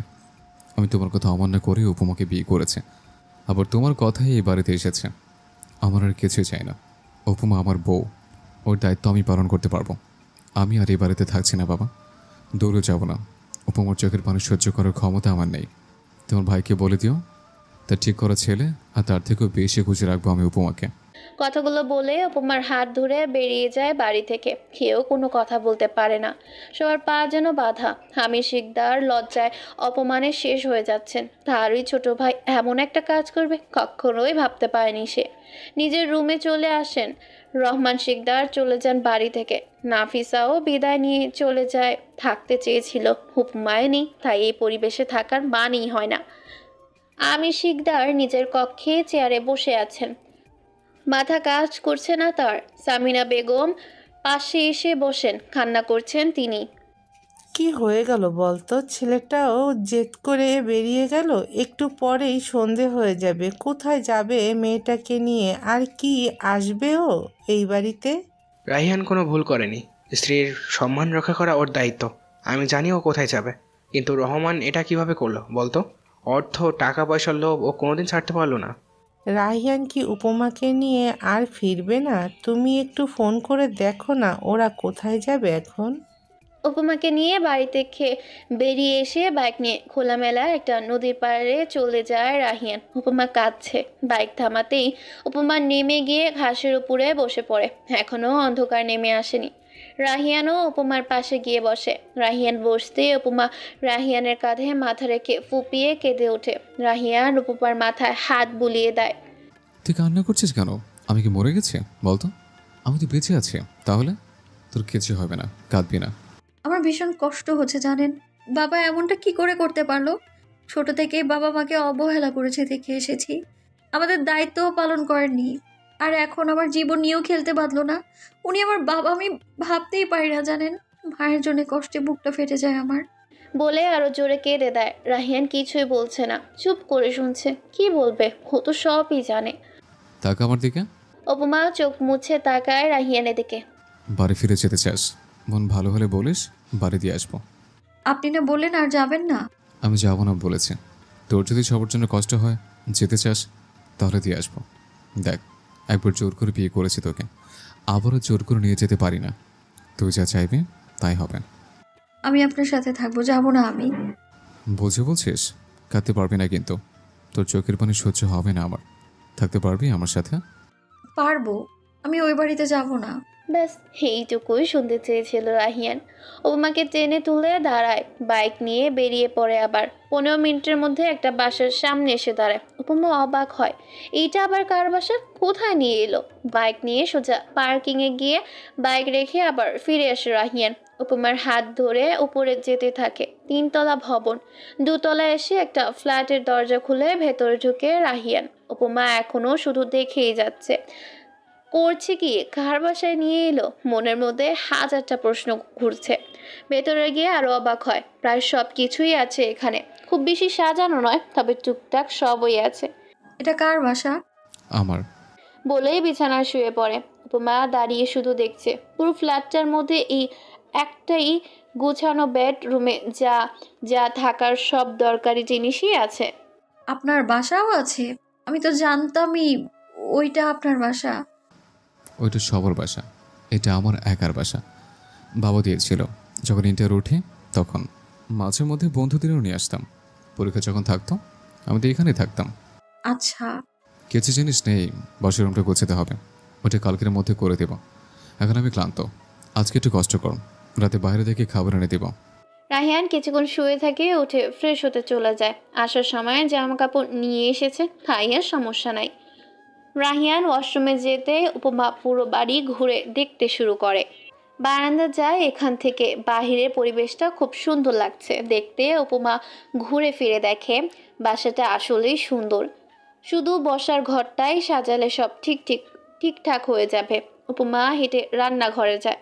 রান্না করে চা আর কফি বানানোর জিনিসপত্র ছাড়া কিছুই নেই। উপমার খিদে পেয়েছে, আবার হেঁটে চলে আসে রুমে। রাহিয়ান প্রায় অনেকক্ষণ পরে বেরিয়ে আসে, দেখে উপমা পেট ধরে বসে আছে। খেতে পেয়েছে? আয়নার সামনে দাঁড়িয়ে চুল মুছতে মুছতে বলে রাহিয়ান। খুব, সেই কখন খেয়েছি জানেন? আপনার রান্নাঘরে চা আর কফি ছাড়া কিছুই বানানো নেই। নুডলসও খান না আপনারা? ছিল, হতে শেষ হয়ে গেছে। আমি তো ছিলাম না, রায়হান ওরাই আসতো এখানে। আমি বাংলাদেশ আসার পর আর আসেনি। রেডি হয়ে না, বাড়ি খেতে যাব। উপমাও আর দেরি না করে ফ্রেশ হয়ে এসে বোরকাটা পরে নেয়। সব জামা কাপড় রাহিয়ানি টলিতে রেখেছে। উপমা তো তখন কাঁদছিলই। চলুন যাই। রাহিয়ান হাসে উপমাকে দেখে। একটু আগেও তো কত কাঁদছিল, এখন খিদে পেয়েছে বলে সব ভুলে গেছে। আজকে আর বাইক নেয় না রাহিয়ান, রিক্সা করেই যায় দুজনে। উপমা শুধু এইদিক ওদিক দেখায় ব্যস্ত, আর রাহিয়ান উপমাকে দেখায় ব্যস্ত। দুজনে খেয়ে নিয়ে রাহিয়ান এক্সট্রা কিছু খাবারও কিনে নেয়। আবার কখন খিদে পেয়েছে বলবে, তখন আরেক বিপদ। আরও কিছু টুকটাক জিনিসপত্র কিনে নেয়, বাজারও করে নেয়। আজকেই তো নয়, প্রতিদিনই তো খেতে হবে। রাহিয়ান কিনছে আর মনে মনে ভাবছে, ব্যাগ ভর্তি করে তো বাজার কিনেছে, উপমা রান্না করতে পারবে তো? না পারলেও কি, রাহিয়ান তো পারে। বাজার নিয়ে বাড়ি ফিরতে ফিরতে 10টা বেজে যায়। বাড়িতে ফিরে উপমা সব গুছগাছ করতে থাকে। তুই রান্না করতে পারিস উপমা? কেন, আপনার কি মনে হয় আমি সব রান্না করতে পারি? শুধু মাছ মাংস কাটতে পারি না, এই যা। আচ্ছা, তা কি করতে পারেন আপনি? সব কিছু। কি খেতে চান বলুন? না, আজ আর কিছুই খেতে চায় না, কাল থেকে খাওয়ালেই হবে। উপমা সবকিছু গুছিয়ে রেখে হাত মুখ ধুয়ে 1 কাপ কফি করে নিয়ে রুমে যায়। রাহিয়ান আরও আগেই চলে এসেছিল, কিছু অফিসের কাজ ছিল, ওইগুলোই করছিল। উপমা এসে কফিটা রাহিয়ানকে দিয়ে পাশে বসে। আর কি আরো কাজ করবেন? কেন? লাইটটা অফ করে দিতাম তাহলে। দে, সমস্যা নেই। উপমা গিয়ে লাইট বন্ধ করে দেয়। বিছানায় গিয়ে শুতে রাহিয়ান এসে জড়িয়ে ধরে, চুমু খায় উপমার গালে। তোর মন খারাপ তাই না? আগে কিন্তু বলেছে কান্নাকাটি করা যাবে না। উপমাও রাহিয়ানকে জড়িয়ে ধরে। মন খারাপ করছি না তো, আপনি একটু এখানে পাশে থেকে থাকবেন শুধু, তাহলেই হবে। যাবেন না দূরে, প্লিজ। শান্ত কণ্ঠে বলে উপমা। কথাটা রাহিয়ানের বুকে গিয়ে লাগে। উপমা চাইলে সারাক্ষণ ওকে জড়িয়ে ধরে রাখতে রাজি। আমি কোথাও যাচ্ছি না পাগলি, আমি আছি। এই বুকে থাকবে তুই সারাটা জীবন। শুধু হাতটা ধরে রাখ, আমি তোকে রানী করে রাখবো উপমা। বলে উপমার কপালে চুমু খায়। উপমা আবেশের চোখ বন্ধ করে নেয়। রাত শেষে ভোর ফিরে আসে।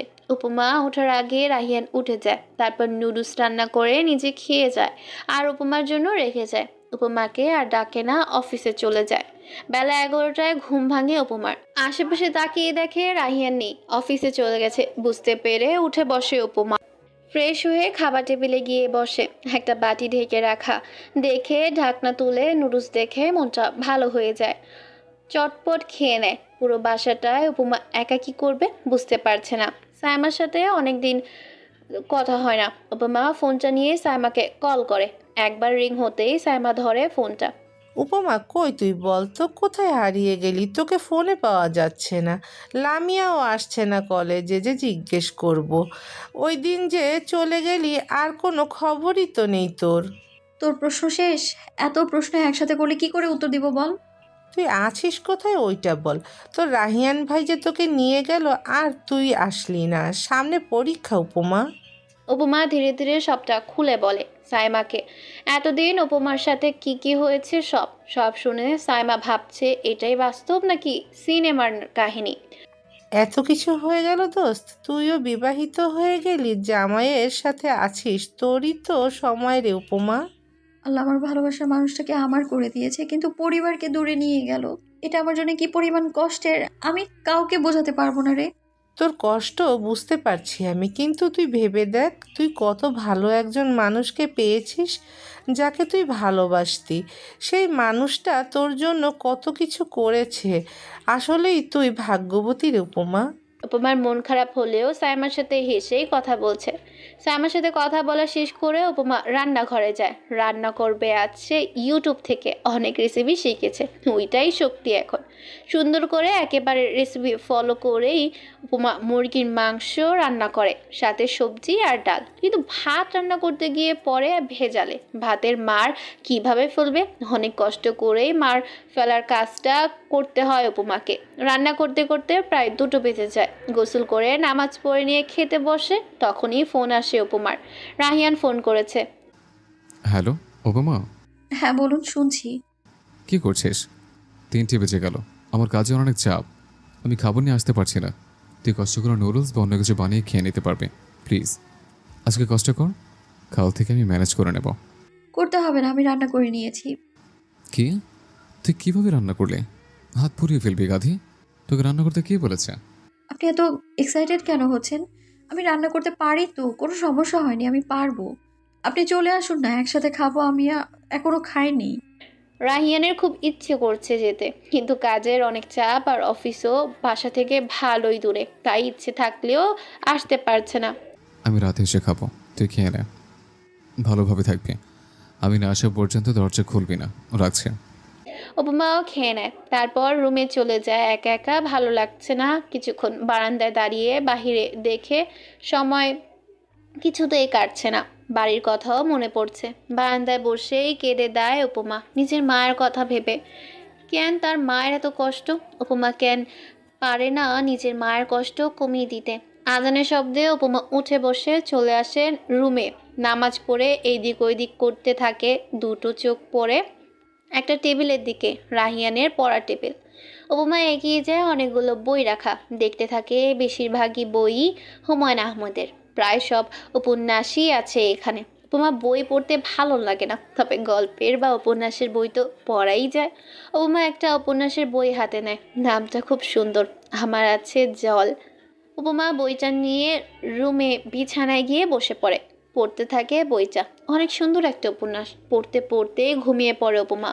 সন্ধ্যার দিকে অফিস থেকে বের হয়ে বাইক নিয়ে সোজা ফার্নিচারের দোকানে যায়। বাসার রুমের জন্য কিছু জিনিসপত্র অর্ডার করেই বাসার দিকে আসতে থাকে রাহিয়ান। রাস্তায় ফুলের দোকানগুলো চোখে পড়তেই উপমার কথা মনে পড়ে। 3টে বেলি ফুলের মালা কিনে নেয় আর কিছু ফুচকা। বাসায় এসে কলিং বেল বাজালেও উপমার খবর নেই। ভয় লাগে রাহিয়ানের। নিজের কাছে থাকা এক্সট্রা চাবিটা দিয়েই দরজা খুলে ভিতরে ঢুকে দেখে সবই তো ঠিকঠাক আছে। দৌড়ে রুমের দিকে যায়, দেখে উপমা ঘুমাচ্ছে, পাশেই বই রাখা। রাহিয়ান ডাকে উপমাকে। এই কুম্ভকর্ণ, ওঠ। এই সন্ধ্যাবেলায় কেউ ঘুমায়? উপমা তাও ওঠে না। রাহিয়ানও আর ডাকে না, ফ্রেশ হতে চলে যায়। ওয়াশরুমে দরজা লাগানোর শব্দেই উপমার ঘুম ভাগে, উঠে বসে। সে যে ঘুমিয়ে গিয়েছিল বুঝতেই পারছে না। বিছানায় তাকাতেই দেখে একটা প্যাকেট আর বেলি ফুলের মালা রাখা আর বই। বইটা তো উপমা এনেছিল, বাকিগুলো কোথা থেকে আসলো? রাহিয়ান এসেছে কিন্তু দরজা তো বন্ধ। উপমা বাইরে যায়, না কেউ নেই, দরজাও বন্ধ। ভয় লাগে। তখনই ওয়াশরুমের দরজার আওয়াজ হলো। উপমা তাকিয়ে দেখে রাহিয়ান। আপনি কখন এসেছেন? ডাকেননি কেন? আমি ভয় পেয়ে গিয়েছিলাম। মুখে থুতু দিতে দিতে বললে উপমা। গাধি, আমি তোকে ডেকেছি, তুই তো উঠছিলি না তাই। উপমা আর কিছু বলে না। বেলি ফুলের মালাগুলো হাতে নিয়ে, কি সুন্দর সুবাস এই ফুলের। উপমাকে দেখে রাহিয়ান এগিয়ে আসে, উপমার হাতে বেলি ফুলের মালাগুলো পরিয়ে দেয়। এবার সুন্দর লাগছে। ফুচকা এনেছে, বের করে খেয়ে নে, পরে নষ্ট হয়ে যাবে। আপনি খাবেন না? আমি এসব খাই না, পেট খারাপ করবে, তুই খা। উপমা একটা বাটি এনে বিছানায় বসে পড়ে ফুচকা খেতে। রাহিয়ান শুধু দেখছি উপমাকে। 50 টাকার ফুচকা আর 30 টাকার বেলি ফুলেই মেয়েটা কত খুশি। তুই বই পড়েছিলি? কি করব, সময় কাটে না তাই। দেখলাম আপনার টেবিলে অনেক বই রাখা, এটা ভালো লেগেছে তাই পড়ছিলাম। ফুচকা খেতে খেতেই বলে উপমা। কাল থেকে আর এমন লাগবে না। লামিয়া কাল আসবে, তোকে বইগুলো দিয়ে যাবে, আর আমি পরশু থেকে তোকে কলেজে দিয়ে আসবো। পড়াশোনাটাও করতে হবে উপমা। আরো পড়বো। অসহায় দৃষ্টিতে তাকিয়ে বলে উপমা। তুই তো এখন ইন্টারে পাস করতে পারলি না, আবার বলছিস আরো পড়বি কি না? এখনো অনেক পড়া বাকি। উপমার ফুচকা খাওয়া বন্ধ হয়ে যায়। শান্তি নেই তার জীবনে। সারা জীবন ভেবেছে বিয়ে হলেই আর পড়তে হবে না, সংসার করবে, রান্না করবে, সবাইকে খাওয়াবে, গিন্নি হয়ে যাবে। আর হচ্ছে কি? আপনি খাবেন না? খাবো, চল। তোর হাতে রান্না টেস্ট না করলে কেমন হবে বল? উপমা রাহিয়ানকে খেতে দিয়ে ভয়ে আছে, কেমন হবে রান্না। নিজেও খেয়েছে, ভালোই লেগেছে। রাহিয়ান খেতে শুরু করে। কেমন হয়েছে? অনেক আগ্রহ নিয়ে প্রশ্ন করে উপমা। বাহ, খুব ভালো রান্না করতে পারিস তো তুই। খুব ভালো হয়েছে, একবার ইউটিউব রেসিপি। তার মানে ভালো হয়নি? অনেক ভালো হয়েছে, খেতে তো পারছি। উপমা খুশি হয়, যাক তার কষ্ট সফল হয়েছে। উপমা জানে রাহিয়ানের মুরগি খুব পছন্দ, তাই এইটাই খুব মনোযোগ দিয়ে শিখেছিল উপমা। বিছানা ঠিক করছে, রাহিয়ান পাশে এসে দাঁড়িয়ে আছে বালিশ দুটো নিয়ে। বিছানা ঠিক করে ঘুমোতে যাবে, তখন রাহিয়ানকে ডেকে ওঠে উপমা। শুনছেন, আপনি কি এখনই ঘুমিয়ে পড়বেন? না তো, কেন, কিছু লাগবে? না, আসলে আমার ঘুম পাচ্ছে না। আপনি ঘুমিয়ে গেলে একা বসে থাকতে হবে। বারান্দায় যাই তাহলে। আচ্ছা, আমি কফি করে আনছি। উপমা দৌড়ে রান্নাঘরে চলে যায়। রাহিয়ান হাসে, বারান্দায় রাখা দোলনায় গিয়ে বসে। উপমাও কফি নিয়ে এসে রাহিয়ানের পাশে বসে, দুজনেই গল্প করতে থাকে। হঠাৎই উপমা আবদার করে বসে। একটা গান শোনাবেন ওই দিনের মতো? রাহিয়ানের চোখের দিকে তাকিয়ে বলে। গিটার নেই তো? এভাবেই গান। রাহিয়ানও আর কিছু বলে না। তার প্রিয়তমা গান শুনতে চেয়েছে বলে কথা। রাহিয়ান উপমার হাত ধরে। উপমা রাহিয়ানের কাঁধে মাথা রাখে। যন্ত্রে বাঁধা মন ছিল ক্লান্ত অসহায়, অর্থে কেনা সুখ, প্রিয়মান দুঃখের ছায়ায়। আর নয় সময় উদ্দেশ্যহীন মেছিলে, তুমি সেই পূর্ণতা আমার অনুভবে। আর নয় আধার তুমি স্বপ্নে ডেকে নিলে, ভরে মন অন্তহীন রঙিন এক উৎসবে। সময় চলে যাচ্ছে, উপমা আর রাহিয়ানও একে অপরের এখন অনেক ভালো বুঝতে পারে। উপমা এখন কলেজে যাচ্ছে, রাহিয়ান দিয়ে আসে নিজে গিয়ে, আর আসার সময় অর্ধেক রাস্তা লামিয়ার সাথে আসে, বাকিটা একাই আসে। কারণ ওই সময় রাহিয়ান আসতে পারে না কাজের জন্য। সব মিলিয়ে ভালোই যাচ্ছে দিনগুলো। উপমা মাঝে মাঝে বাড়িতে কল করে মায়ের সাথে কথা বলে, সকলে ফিরে যেতে বলে বাড়িতে, কিন্তু উপমা যাবে না। রহমান শিকদারও নাকি কোনো হেলদোল নেই। সব শুনেই উপমা যেতে চায় না। রাহিয়ান কেউ কখনো বলে না যাওয়ার কথা। বেশি খারাপ লাগলে লামিয়া সামিয়াকে আসতে বলে ওরাই আসে। সন্ধ্যাবেলায় উপমা বসে আছে বারান্দার দোলনায়, বাহিরের দিকে তাকিয়ে দেখছে রাহিয়ান আসছে কিনা। আজকে এত দেরি করেছে কেন কে জানে। একটু পরেই দেখে রাহিয়ান ঢুকছে গেট দিয়ে, সাথে কিছু মানুষ কি যেন হাতে নিয়ে উপরে উঠছে। উপমা দৌড়ে গিয়ে দরজা খোলে। রাহিয়ান ঘেমে গেছে। উপমা দরজা খুলে দিয়ে লেবুর শরবত বানাতে চায়। হেসে দেখে 3-4 জন ছেলে মিলে সোফা আর ডাইনিং টেবিল ঠিক করছে। উপমা অবাক হয়, শরবতটা নিয়ে রুমে চলে আসে। রাহিয়ান আয়নার সামনে দাঁড়িয়ে শার্ট খুলছে। উপমা ওর পিছনে গিয়ে দাঁড়ায়। আপনি এগুলো কখন কিনলেন? শরবতটা বাড়িয়ে দিয়ে বলে ওর দিকে। আরও আগে অর্ডার দিয়ে রেখেছিলাম, কিন্তু দিতে দেরি করেছে। কেমন হয়েছে বল। শরবতটা নিয়ে বসার রুমে আসতে আসতে বলে রাহিয়ান। উপমাও আসে। খুব সুন্দর হয়েছে, কিন্তু এগুলো তো অনেক দামি মনে হচ্ছে। শোন, কিনলে ভালো জিনিসই কিনতে হয়, আর ভালো জিনিসের দাম তো বেশিই থাকবে। এগুলোতে আমার নাতি নাতিরা বুঝতে পারবে, কিচ্ছু হবে না, বুঝলে? এত দূর ভেবে ফেলেছেন? ভাবতে দোষ কি, একদিন তো হবেই, বললে কি হয়। চুপ করুন তো, গোসল করে আসুন যান। বলেই উপমা চলে যায় রুমে। রাহিয়ান সবকিছু ঠিকঠাক করে রুমে যায়। উপমা পড়তে বসেছে। রাহিয়ান গোসল করে চলে যায়। গোসল করে এসে দেখে এখনো উপমা পড়ছে। রাহিয়ান ওর পাশে গিয়ে বসে। কি পড়ছিস? অর্থনীতি। কিচ্ছু বুঝতে পারছি না, এত পড়া আমার মনেই থাকে না। তাহলে এই সাবজেক্ট নিয়েছিস কেন? বন্ধুরা নিয়েছিল তাই। বন্ধুরা নিয়েছে বলে তুই নিয়েছিস? হায় রে, তোকে কি শুধু শুধু আমি গাধি বলি? একদম গাধি বলবেন না বলে দিলাম। আমি কি জানতাম বাংলাতেও অঙ্ক থাকে? সামনে পরীক্ষা, আমি সাবজেক্টও চেঞ্জ করতে পারবো না। করার দরকার কি? একটা বইয়ে শুধু অঙ্কই থাকবে না, কিছু জিনিস তো সহজ থাকবে। তো এগুলোই পড়, পাস করতে পারলেই হলো।